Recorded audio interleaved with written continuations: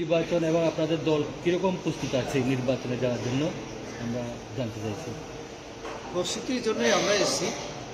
আমাদের রাজ্য কমিটির সিদ্ধান্ত অনুসারে আমরা আমাদের যে 28টা আমাদের এডিসি যে আসন আছে সেখানে প্রত্যেকটি আসনে একজন বা কোথাও দুইজন করে দায়িত্ব দেওয়া হয়েছে প্রদেশ থেকে।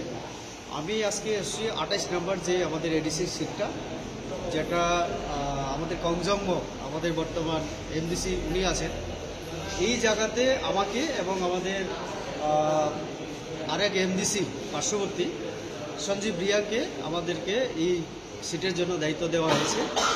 এই কয়েকদিন আমরা 7-8 তারিখের মধ্যে আমরা এখান থেকে পার্টির সঙ্গে আলোচনা করে আমাদের কোন জায়গায় দুর্বলতা, কি করণীয়, এগুলি যেমন আমরা আজকে আলোচনা করব, পর্যালোচনা করব, তেমনি এই যে সিটটা আমাদের দখলে আছে এটাকে আরও কীভাবে বিগত 5 বছর আগে যে পরিমাণ আমরা বুথ পেয়েছিলাম তার থেকে আরও কী করে বাড়ানো যায়, এই সমস্ত কৌশল নিয়ে আমাদের আলোচনা হবে।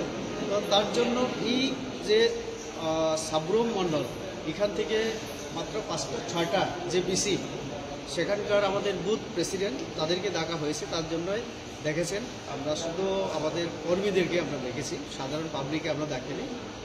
এখানে ভাষণের কোনো সুযোগ নেই। তার জন্যই সাংগঠনিক বৈঠকে আমরা সংগঠন নিয়ে চর্চা করব। আর আপনি যে প্রশ্ন করেছেন কতটুকু আমরা প্রস্তুত আছি, কিন্তু তারপরেও আমরা ইলেকশন যেহেতু আর বেশি দিন নেই, তার জন্য এখন একদম মাঠের মধ্যে আমরা প্রস্তুতি যাচাই করার জন্য, প্রস্তুত হওয়ার জন্য আরেকটু সক্রিয় হয়ে আমরা মাঠে